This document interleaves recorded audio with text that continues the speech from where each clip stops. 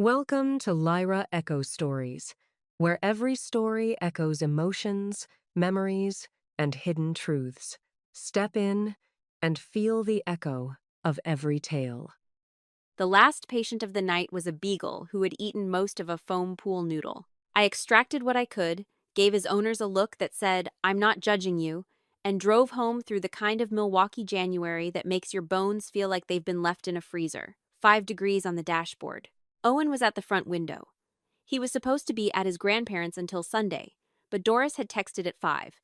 Dropping him off early, we have plans. Aaron across the street had let him in with our spare key. The door opened before I reached the porch. Socks, no coat, arms around me, his hands cold through my jacket. I crouched down in the entryway. "Mom!" His voice came down to something quiet and certain. Grandma and Grandpa ate at a restaurant. I had to wait outside. I couldn't come in. I stayed very still. "How long were you outside, babe?" He made a shape with his hands that meant a while. Until it was dark. I reached for his coat on the hook by the door. A blue, puffy coat I'd bought him in November at Target for $38.99. My fingers went to the zipper the way they always did every morning drop-off, habit finding the pull, and found nothing but cloth. The zipper pull had broken off.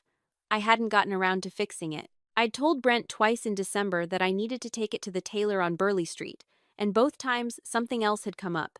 And then it was January and I'd stopped thinking about it. Doris would have known it was broken. She'd helped him dress every morning of that visit. She had sent him outside in 5-degree weather with a broken zipper on his coat and left him there until dark. I took Owen's hands in mine and turned them over slowly. The skin at the bases of his fingers was harder than it should have been, slightly reddened, almost waxy at the tips. Close enough to frostbite that my chest went cold in a way that had nothing to do with January air. "You're safe now," I told him. "Go pick something to watch on TV. I'll be right there." He went. I stood in the entryway for a moment with the coat in my hands.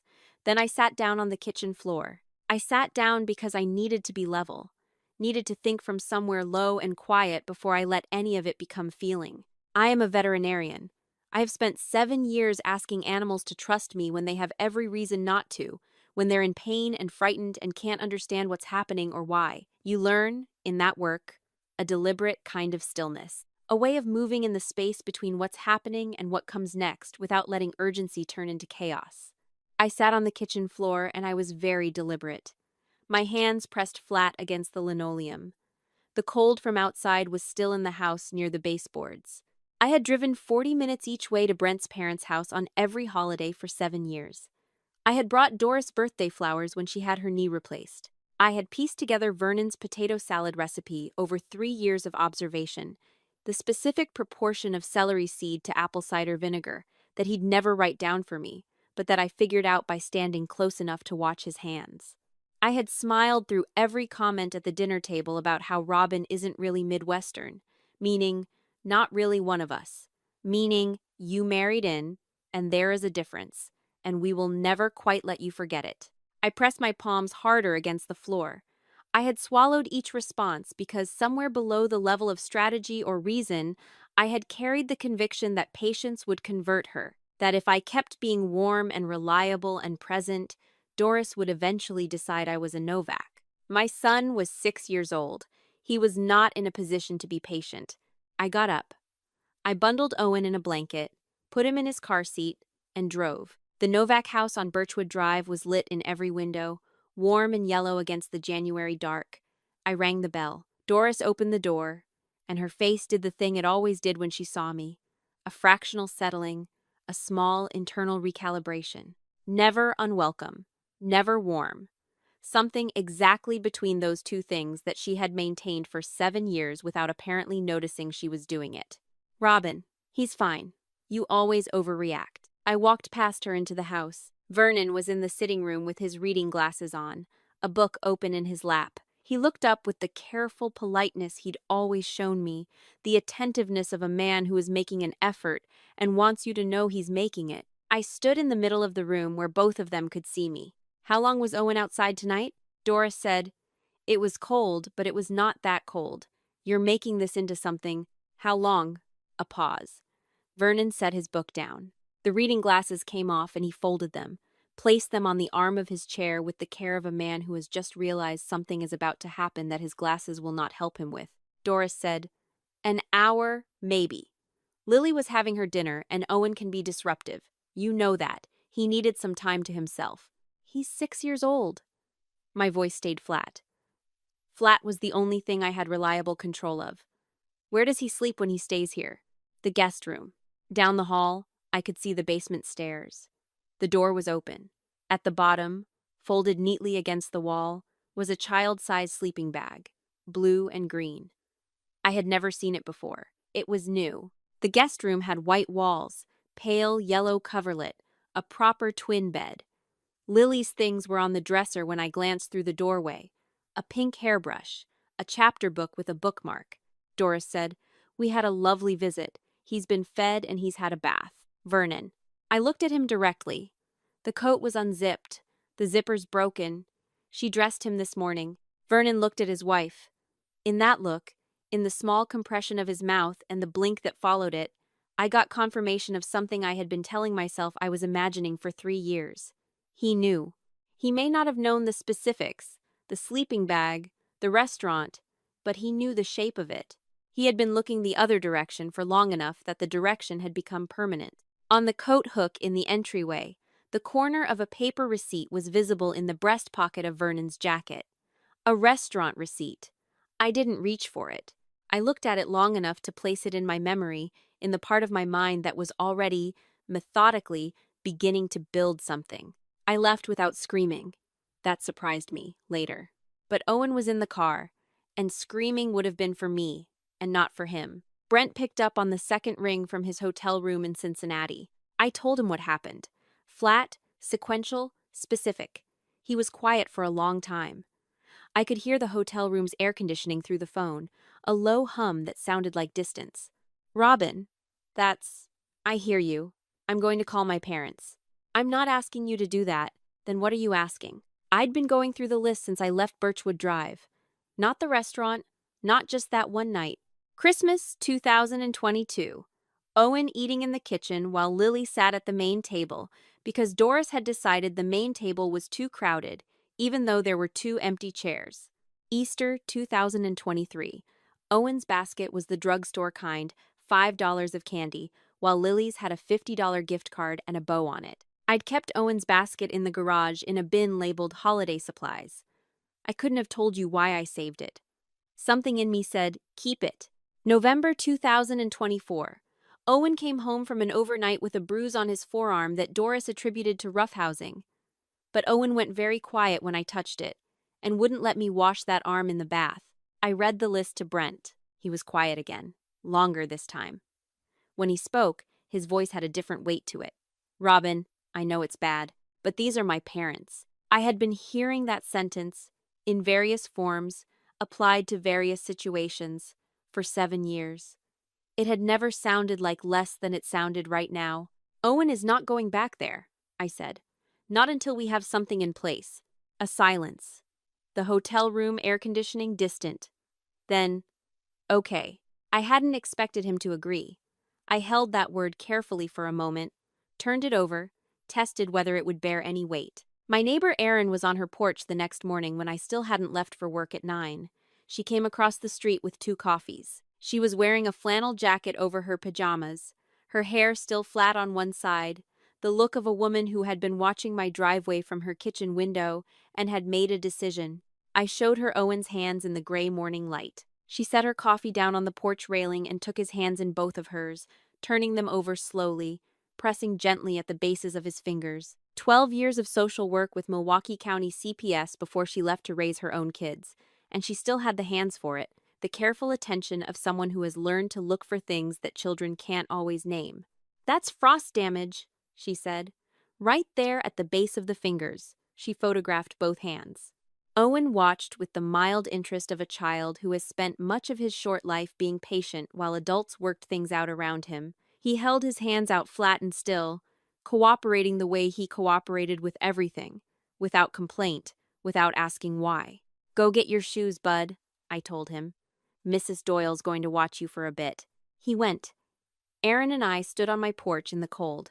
The street was empty. A salt truck had been through some time before dawn, and the road had that dull gray mineral look. She said, "Tell me everything." I told her everything.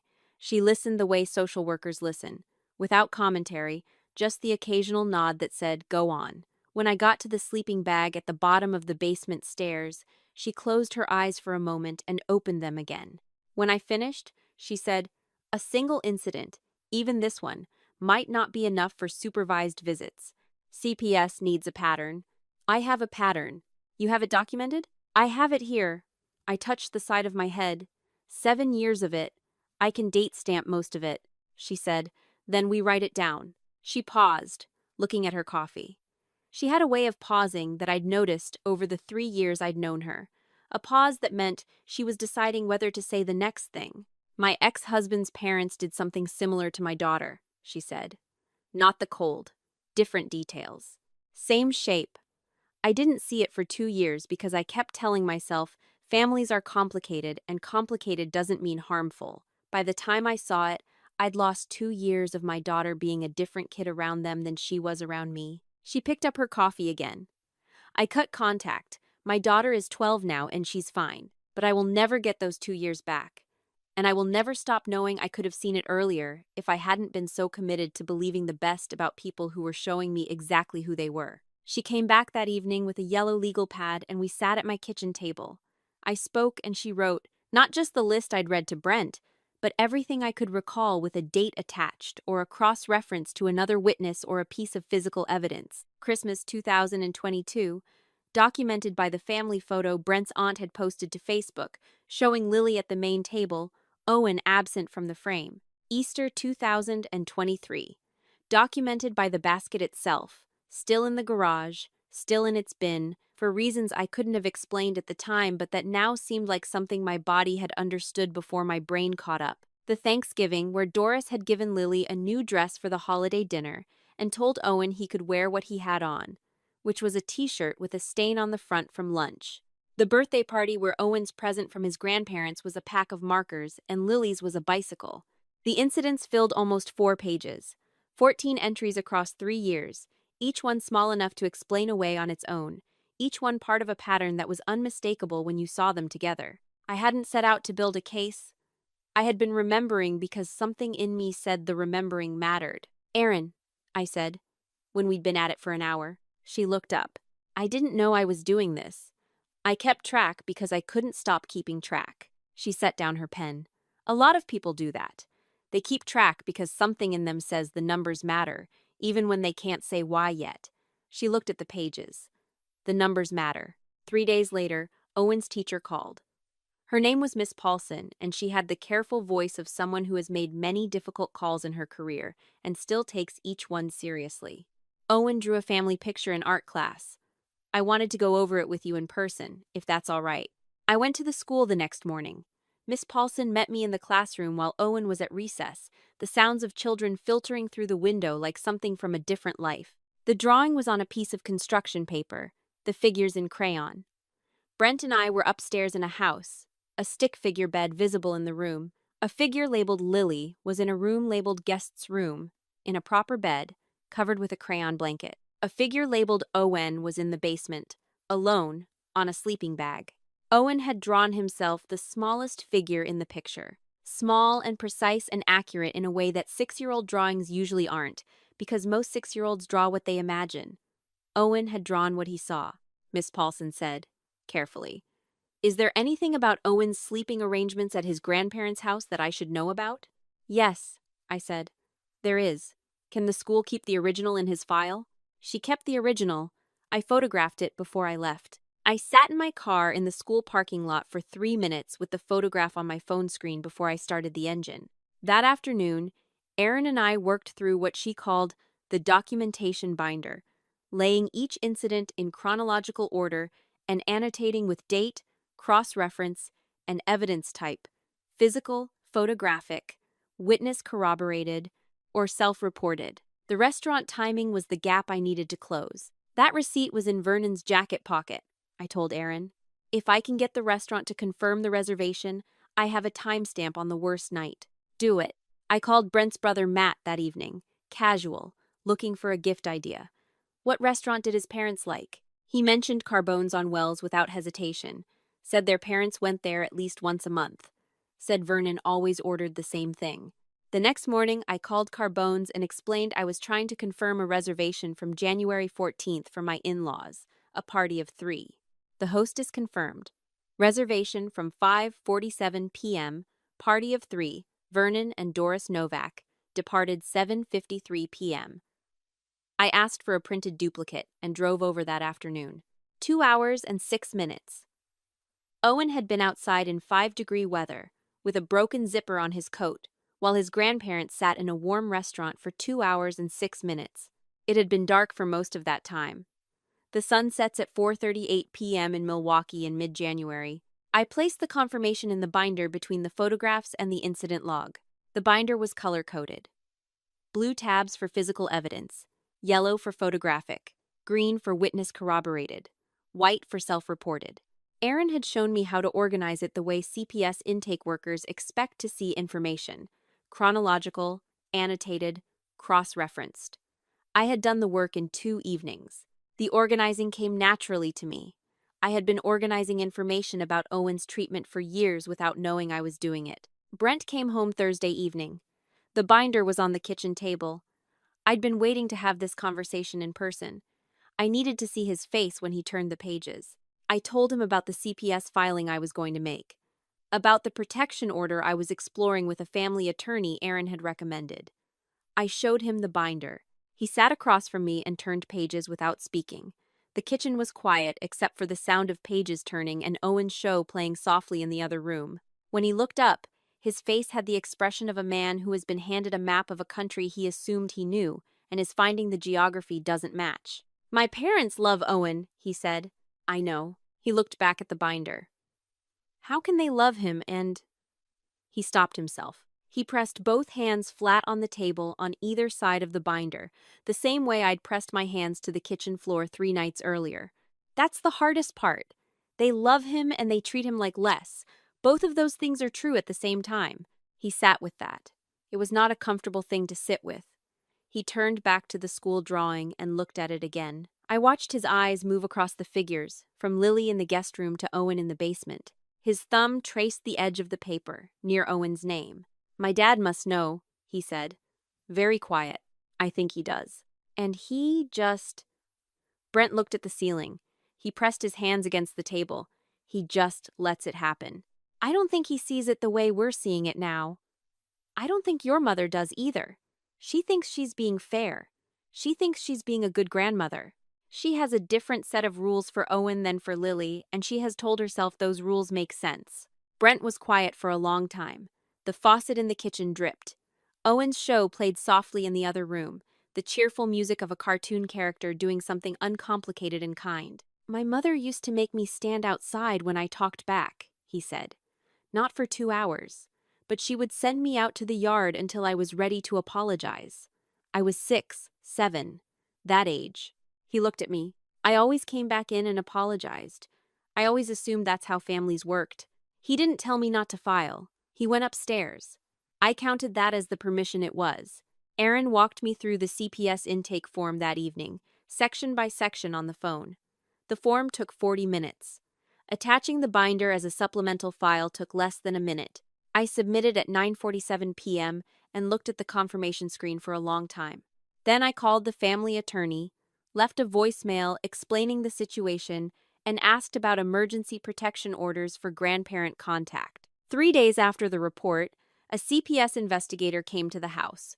Her name was Linda Marsh, and she arrived in a navy coat with a notepad that had a county logo on the cover. She was calm and unhurried in the way of someone who does this work daily and has learned not to rush the people she's speaking with. She interviewed Owen in the living room while I sat in the kitchen with the door open. She spoke to him at 6-year-old level, asking about his weekends with his grandparents, about where he slept, about the restaurant. Owen answered in his careful, considered way, neither dramatic nor evasive, just a child describing his experience the way a child describes the weather. It happened. It was cold. He waited. She reviewed the documentation binder for 45 minutes. She looked at the school drawing for a long time. She held it up once and tilted it toward the window light, as if the angle might reveal something additional. She made notes in a small handwriting that I couldn't read from the kitchen. When she was done with Owen, she came to the kitchen table and sat across from me. "How long have you been aware of the pattern?" she asked. 3 years, maybe longer. I didn't call it a pattern until this month. I called it complicated family. She nodded. She had a way of nodding that wasn't agreement but acknowledgement, the nod of someone who has heard this distinction before. "The sleeping arrangements," she said. "How long has that been the case?" "I found the sleeping bag 3 weeks ago. Owen's drawing suggests it's been going on for at least several months, possibly longer. He drew it like it was normal, like it was just where he sleeps." She wrote something in her notebook. "And your husband? He's upstairs. He knows I filed. He hasn't stopped me. He also hasn't come down." She looked toward the stairs, then back at me. "That's not uncommon." Before she left, she said, "This is a thorough report. We're going to open an assessment. Someone will be in contact within the week to schedule follow-up visits." The family attorney called the next morning. An emergency protection order could be filed based on documented harm. Given the frost damage photographs, the school drawing, and the incident pattern, she was confident a temporary order would be granted. I authorized her to file. The order came through on a Tuesday. Doris and Vernon Novak were prohibited from unsupervised contact with Owen Novak, pending the outcome of the CPS assessment. I stood at the kitchen counter and read the document twice. Relief should have arrived. What arrived instead was more complicated. A kind of stillness that came from understanding I had crossed into territory that would keep moving whether or not I was ready. The legal process was in motion. Brent was in the other room. He hadn't come downstairs when the envelope arrived. 3 days after the protection order was served, Doris called. I let it go to voicemail. I played it once with Aaron on the phone listening. Then I played it again. Then a third time, standing at the kitchen window watching the street where nothing was moving. Doris's voice had the quality of someone who had rehearsed the call and had decided exactly what she was and was not going to say. She called me unstable. She said using the legal system against one's own family was the most destructive thing you could do to a marriage. She said that Brent's brother Matt agreed, that Matt's wife agreed, that everyone who knew the situation agreed. And then, near the end, the thing she had been building toward, we co-signed that mortgage. We are going to call our attorney about what that means for you. I saved the voicemail. I saved it twice, once on my phone and once forwarded to my email, because something Aaron had taught me in the first conversation on the porch was that evidence only exists if it exists in more than one place. I told Aaron. She just made her play. The family attorney's answer came the next day.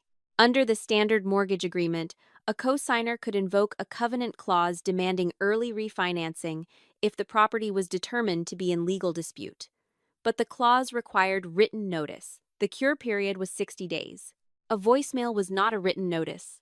The clock had not started. I had 60 days. What I did not have, the income, a loan, to refinance $165,000. With Brent's income on the application, we could qualify. Without him, I could not. 10,500,000 more than 2 years of my salary before taxes, 6 years of an equity day, Owen's childhood home, the one with the blue shutters and the porch where Aaron had photographed his frost-damaged hands. Doris had known exactly what she was doing when she made that call. Brent came home from work on a Thursday to find me with the mortgage documents spread out at the kitchen table. He'd spoken with his brother Matt, who had spoken with their parents. Doris had given Matt a version of events in which I was unstable, using lawyers and government agencies as weapons against an elderly couple who had done nothing wrong. Matt had called Brent. Brent had not told me about the call until now. He sat down across from me. He looked tired. His tie was loose and his sleeves were rolled, and there was something in the set of his shoulders that told me he had been carrying this conversation around with him all day, rehearsing it, dreading it. "Robin, I love you. I love Owen. But I can't let us lose the house." He wasn't asking me to drop the CPS case. He was asking me to talk to his parents, without the attorney. Just sit down and talk, give them a chance to explain, to apologize, to make it right without lawyers and courtrooms and documents. "So she gets an off-ramp," I said. "She gets a conversation." I looked at my husband across the mortgage papers, the man I had married 8 years ago at the Novak family's church, because that was where Brent had grown up and it mattered to him. and because things that mattered to him mattered to me. The man who had watched me bring his mother birthday flowers and drive 40 minutes in the snow and swallow 7 years of comments at the dinner table, and who had never said, "You don't have to keep doing this." He hadn't known how hard it was. I had been too practiced at not showing it. I had smiled at every dinner. I had responded to every text from Doris within the hour. I had made it look effortless, because effortless was the only version of myself I knew how to present to this family. "Let me think about it," I said. Owen went to bed at 8:30. 2 chapters of his book, blanket tucked under his chin, nightlight on. He asked me if Grandma was mad at him. I told him no one was mad at him. He asked if he did something wrong at the restaurant. I told him he did nothing wrong. He accepted this the way he accepted most of what adults told him, with a nod and a small adjustment of his blanket and his eyes closing before I reached the door. He was a child who fell asleep easily. He always had been. Even as a baby, he would close his eyes and go, "No fuss, no negotiation." I used to take credit for it. Good routine, consistent bedtime, the right kind of nightlight. Now I wondered if it was something else. If he had learned, early, that sleep was the simplest way to stop being present in a situation he couldn't control. If falling asleep quickly was just another form of patience, the patience of a child who has decided that the safest thing to do is be small and quiet and still until the adults sort things out. I sat down in the hallway outside his room. The house settled into the deep quiet that Milwaukee gets in January. A weighted silence, heavier than silence in warmer months, as if the cold outside pressed against the walls and made even the air inside denser. Brent was asleep. The heat was running somewhere in the walls. My hands were cold even sitting still. Owen's coat was on the chair in his room. I had brought it up from the entryway hook without deciding to, sometime in the past few days, and now it was just there. I reached for it. The broken zipper tab. The faded blue of the fabric. I had bought it in November and meant to get the zipper fixed. Doris dressed him in this coat on the morning of January 14th. She found the zipper broken and sent him out in 5-degree weather anyway. She sat inside a warm restaurant for 2 hours and 6 minutes while he waited in the dark. I held it in my hands. The fabric was cold. Everything in the hallway was cold. 7 years of casseroles. 7 years of staying quiet at dinner, swallowing comments and corrections, and the expression on Doris's face when she looked at me, that fractional settling that said I was present but not quite real, not quite family, not quite the woman she would have chosen for her son. I had carried, without ever testing it, the belief that patience and warmth and relentless presence would eventually convert her, that Owen was worth keeping fully, if I was just good enough long enough. My patience had kept Owen in a house where he slept on a basement sleeping bag while his cousin had the guest room. My patience had kept him outside in 5-degree weather with a broken zipper for 2 hours and 6 minutes while his grandmother ate dinner inside. I had told myself I was keeping the peace. I had been keeping him in danger. The understanding of this came in layers rather than all at once. First, it was a cold thing, sitting there in the hallway with the coat in my hands. I pressed the fabric between my fingers. Then it was specific, each incident from the documentation binder playing back in sequence, not as evidence now, but as something more interior. The Christmas dinner, the Easter basket, the bruise, the sleeping bag. And then it was grief. Actual grief. The kind that arrives without announcement and sits in your chest like a stone. For the years of trying, and for the small boy asleep in that room who had trusted me to keep him safe, and who had been sitting, patiently, on a sleeping bag in a basement, waiting for me to understand that what he needed was a different kind of protection than the one I'd been offering. I set the coat on Owen's chair and stood up. I looked at my son in the nightlight, his face in sleep. His hands, slightly roughened at the fingers still, almost healed. I picked up my phone. Erin picked up on the second ring. "I know," she said. "I can't give her an off-ramp. I know, but I can give her a table." The shape of the plan was forming as I spoke, something that was not anger and not strategy exactly, but lived somewhere between them. A dinner, me and Brent, the two of them, everything I have, on the table in front of them, here, in our home. Let them see the full picture and make their choice. A pause on the line. Erin said, "What do you need from me?" "Come over tomorrow. Help me put it together." I got up from the hallway floor. I went to the kitchen and drank a glass of water at the counter. The mortgage papers were right there, fanned out where I'd left them that afternoon. I set the glass down on top of them. $165,000. The number sat on the page like a fact, which is what it was. Aaron came the next morning with coffee, and we sat at the kitchen table with the full binder, the school drawing, the photographs of Owen's hands, the restaurant confirmation, the mortgage documents, and Doris's voicemail printed out in transcript. The covenant clause requires a written breach notice, I said. She hasn't sent it. The clock hasn't started. So the threat was just a threat. The threat is a voicemail I have saved, with a printed transcript. I looked at Aaron. At the dinner, I'm not going in angry. I'm going in prepared. She was quiet for a moment. She turned her coffee cup in her hands. Then she said, "You're not trying to destroy them. You're trying to stop them. There's a difference. Go in knowing that difference." I found Brent in the kitchen that evening and showed him everything. The whole binder, laid open, each item in sequence.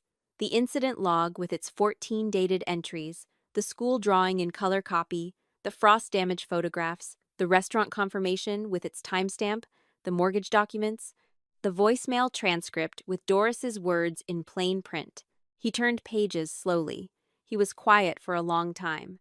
I stood at the counter and watched him read the way I watch anxious animals at the clinic, without pressing, without rushing, giving space for the information to arrive at its own speed. When he got to the school drawing, he stopped. He looked at it for what must have been 3 full minutes. Owen's crayon figure in the basement, smallest in the frame, alone on the sleeping bag, while the family was upstairs. Lily in the guest room with a bed and a blanket. Owen in the basement with nothing but a sleeping bag and the word Owen written in his own careful handwriting above his head, as if he needed to make sure someone would know who the small figure was. He said, "I knew it wasn't perfect. I didn't know it looked like this." He closed the binder. He opened it again. He went back to the school drawing. He drew himself that small, he said. In his grandparents' house, he drew himself that small. Yes. And my mother saw him every visit, and she never. He stopped. He pressed the heels of his hands into his eyes. When he took them away, his eyes were red but dry. She sent me outside, too, when I was his age. When I talked back. She'd send me to the yard until I was ready to apologize. I never thought about it as anything other than how she was. But she never sent Matt outside. Just me. This was new. He had never told me this before. "I'm sorry," I said. "Don't be sorry, be ready." He looked at me with something that had not been in his face 5 minutes ago. A clarity that came from recognition. "Invite my parents to dinner. Here, I'll be there." He looked at the drawing one more time. Then he looked at me. "I'll call them in the morning." They arrived on a Saturday. Owen was at Aaron's across the street, wearing his new coat, a green one with a working zipper he had tested 3 times before we left the house. I had made the switch from the blue coat to the green one without ceremony, folding the blue coat and putting it on the back shelf of the hall closet where I would find it again later, in a different season, in a different state of mind. Brent had called his parents Friday evening and told them it was a family conversation. Nothing more. From the way Doris walked in, chin up, posture settled into the authority she'd always occupied in this family, she had come prepared to accept an apology. Vernon came in behind her. He took off his coat carefully and hung it on the hook where Owen's blue coat used to hang. His face had the look of a man who knows something is wrong and is hoping it will turn out to be less wrong than he suspects. He shook Brent's hand at the door. Brent held the handshake a beat longer than usual, and Vernon noticed, and something in his expression shifted, a small tightening around the eyes that said he understood this was not going to be the evening his wife had prepared for. I had set the table for 4. In the center, a single manila folder. Doris looked at the folder. Then at me. I thanked them for coming. I said there were things that needed to be said in this family, and I would rather say them here, at home, than anywhere else. That I had tried, for 7 years, to handle things quietly, and that quiet had not kept my son safe. Doris said, "We've always been willing to talk, Robin. We've always had an open door." I sat down. I opened the folder. I placed the restaurant confirmation on the table. Carbone's on Wells. Table reserved 5:47 p.m. Party of 3. Departed 7:53 p.m. 2 hours and 6 minutes. Owen outside in 5. degree weather while the sun set at 4:38. Next to it, the photographs of Owen's hands. Both hands, front and back, the frost damage at the bases of his fingers, taken under Aaron's porch light the morning after. Next to those, the school drawing, Owen's crayon, the basement, the sleeping bag, his figure smallest in the frame, alone, while the family was upstairs. Last, the incident log, 14 entries over 3 years, each dated, each annotated, each cross-referenced with physical or photographic evidence where available. I placed them one at a time. I let them sit on the table and be what they were. Doris looked at the documents. Her mouth opened, closed, opened again. That's your interpretation. Owen is a child. Children exaggerate. Owen is sick. Paulson, his teacher, kept the original in his school file.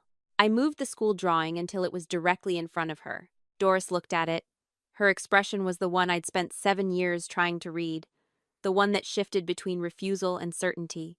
Refusal to see what was in front of her. Certainty that her version of events was the correct one regardless of what anyone else produced. This is how children draw. It doesn't mean anything. It means he sleeps in the basement while Lily sleeps in the guest room. It means he drew himself smallest in the family. It means his teacher called me because she saw this picture and asked if everything was all right at his grandparents' house.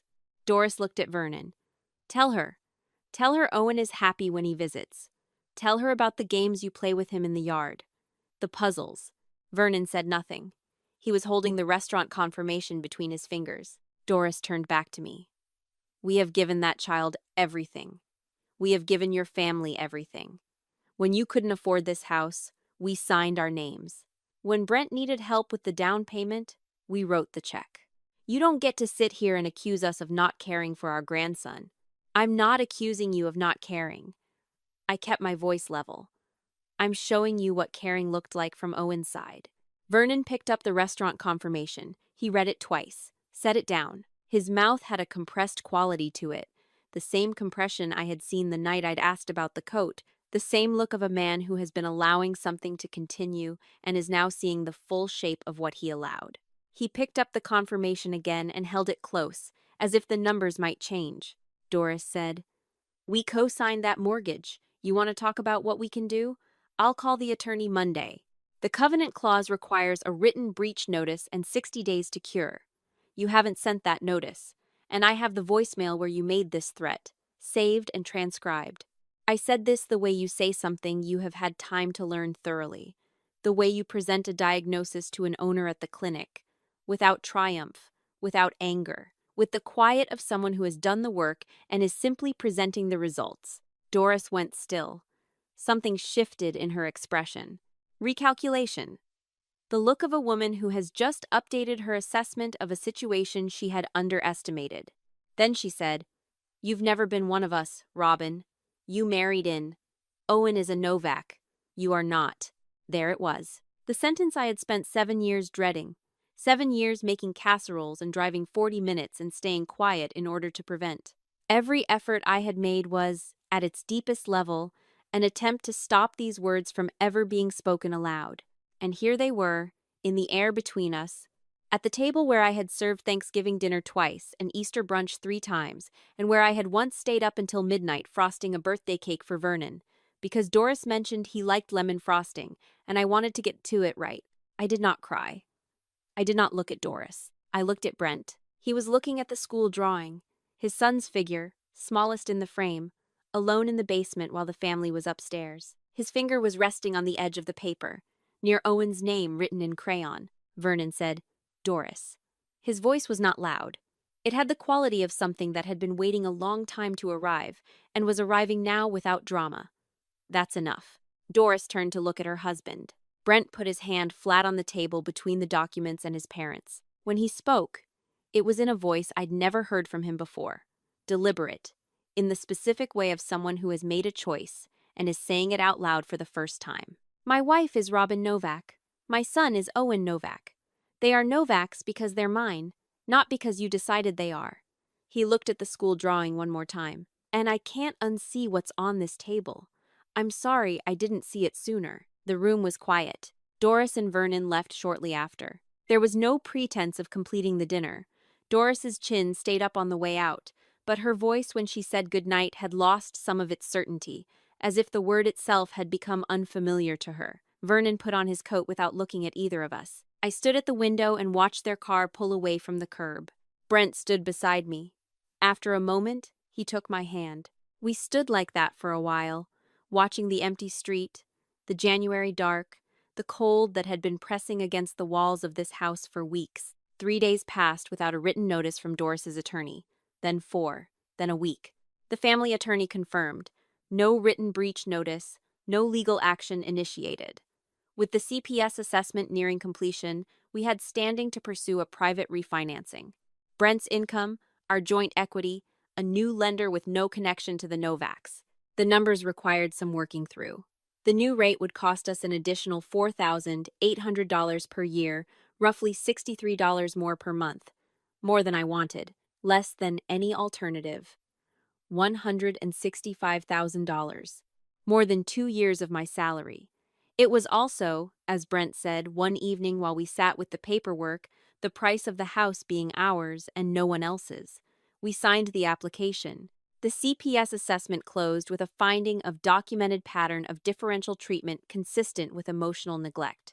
The investigator recommended supervised contact only, with a formal safety plan required before any resumption of overnight visits. The family attorney converted the temporary protection order to a formal supervised visitation order, naming Doris and Vernon specifically. Brent called his parents that evening. I sat in the kitchen while he talked in the other room. I didn't ask him what he was saying. I could hear the tone of his voice through the wall, and it was the tone of someone delivering information that was not up for debate. He came back to the kitchen and sat across from me. I said, "Are you okay?" He said, "I'll let you know when I figure that out." He looked at the table between us. "But yeah, I'm okay." He reached across and put his hand over mine. His hand was warm. Mine was cold, the way my hands have been cold for most of this winter. A cold that had nothing to do with temperature and everything to do with the body keeping score of its own kind of accounting. "We're going to be okay," he said. It was not a question and it was not a promise.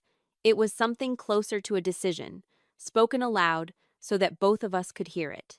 6 weeks later, the Milwaukee cold hadn't broken, but the light had changed quality. In the afternoon now, between 4 and 5, the sun came in at a different angle, and for a moment or two each day it caught the kitchen floor and turned it briefly gold. Owen had a baseball game, his first season on a Parks Department team, 6- and 7-year-olds in mismatched shirts on a field that was more mud than grass in early March. I sat in the bleachers with Erin and 2 other mothers I'd met over the past month, part of a neighborhood parents group that had started meeting on Thursday evenings at the coffee shop on Locust Street. Brent was at first base in a borrowed coaching vest, a volunteer position he'd signed up for because Owen had asked him to. Owen came up to bat in the 3rd inning. His grip on the bat was slightly wrong, and I saw Brent start to move toward him, then stop and let him work it out. Owen swung. The bat connected with the ball, a solid crack that seemed to surprise him as much as anyone on the field, and he took off running. He didn't make it to first, tagged out at the bag, fair and square. But he ran the whole distance and stopped with his arms out like he'd stuck a landing, and he was laughing. Erin said, "Is he always like that?" "I'm learning who he is," I said. "He used to be quieter." She looked at me. "He argues about cereal now. He has opinions about everything. He told me last week that blue is objectively better than red for most things, and he had reasoning.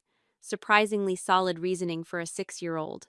The refinancing paperwork had cleared 2 weeks ago. The house had one set of owners now. The name on the mortgage was Brent and Robin Novak. No co-signers, no caveats. $165,000. Carried by us, at a rate we could manage on 2 incomes and 10-hour shifts, and the kind of stubbornness that keeps you signing forms in a title office on a Tuesday afternoon. Brent's brother Matt had texted last week. Their parents had started seeing a family therapist, not court-ordered. Vernon's idea. Brent showed me the text. I read it twice and set the phone down on the counter and went to check on the laundry. I didn't know what that would mean for them or for us. I didn't need to know today.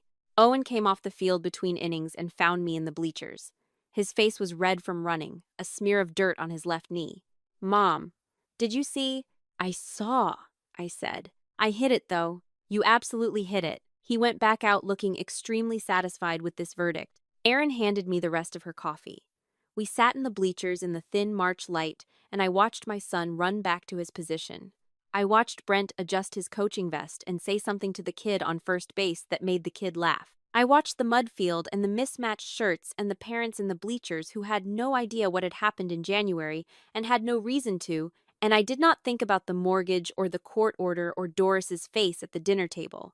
I was thinking about whether Owen would want pizza or tacos for dinner, and about asking him and letting him choose, because I had been enjoying the experience of hearing what he decided when someone gave him the question directly and waited for his answer. That evening, after Owen was in bed, I opened the hall closet looking for a cardboard box for donations.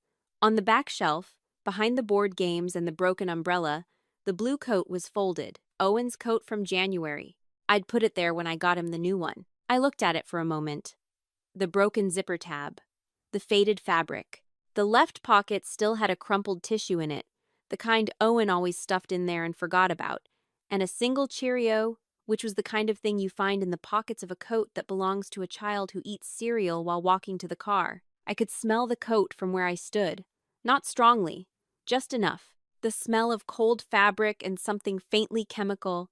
The smell of the clinic that had gotten into my jacket that January night and transferred to his coat when he pressed himself against me in the doorway.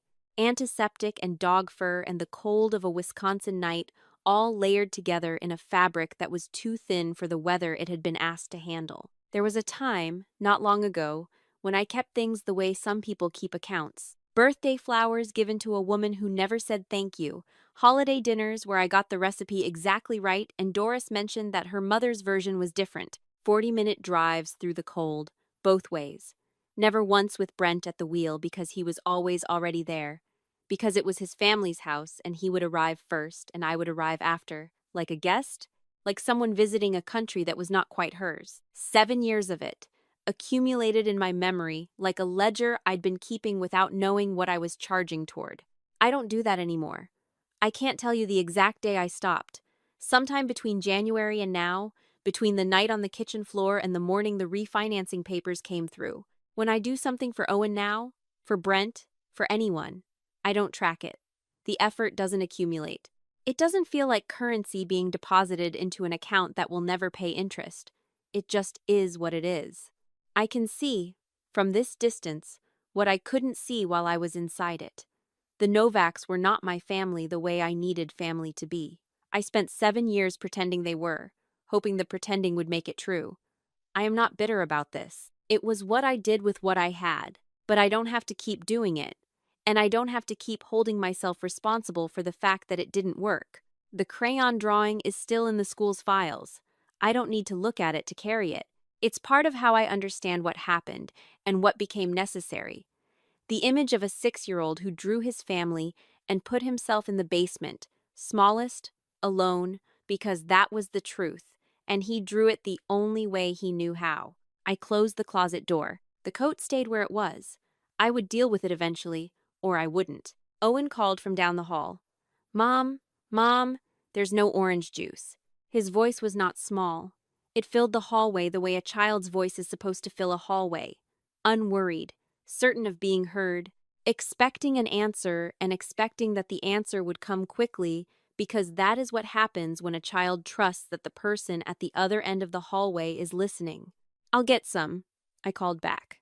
5 minutes. I went to get my keys. The days are longer now. Enough to notice on the drive home from work, the sky still pale at the edges when I turn onto our street. Owen has a game on Saturday and a playdate on Sunday with a boy from his class named Felix, who is, according to Owen, very good at Legos but has questionable opinions about dinosaurs. He has made his position on this clear to Felix, and Felix has pushed back, which Owen describes as a worthy challenge. They have agreed to disagree on T-Rex, but are aligned on Stegosaurus.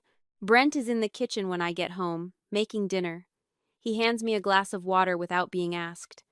This is not new. He has always been present in the house in the practical ways, always helped with dinner, always carried his share of the groceries in from the car. But the quality of it now is different. A different kind of attentiveness, as if someone has opened a window that had been painted shut for years, and the air moving through the house has changed. Owen is at the kitchen table drawing. He draws a lot now. This evening he is drawing his family.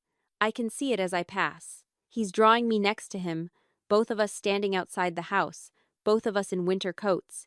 He's drawn us the same size. I sit down beside him and don't say anything. I just watch him add a detail to the coat, a zipper that he is carefully drawing as closed and intact, the pull tab shown at the top. He holds it up for my inspection.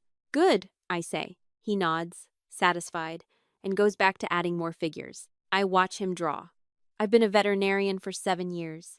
I spend my days asking animals to trust me when they have every reason not to, when they're in pain and frightened and can't understand what's happening or why. The ones who've been hurt before are the hardest. They flinch at hands they haven't met yet. They need to learn, specifically and slowly, that this hand is safe. I know something about that now. Owen drew a picture in January, in the middle of a winter that had not been kind. He drew himself smallest, alone, accurate in the way children are accurate when they're drawing what they see rather than what they imagine. He drew a different picture 3 weeks ago. Miss Paulson called to tell me. She said, "I thought you'd want to know." He drew his family again. "You're in it. You and Brent. He drew the two of you the same size as him. I didn't need the photo. I already had the image. There is a coat in my hall closet with a broken zipper. There is a boy in his room who argues about cereal and has opinions about dinosaurs and runs the bases laughing even when he's tagged out. There is a man in the kitchen who hands me a glass of water without being asked. That is what I kept. That is enough."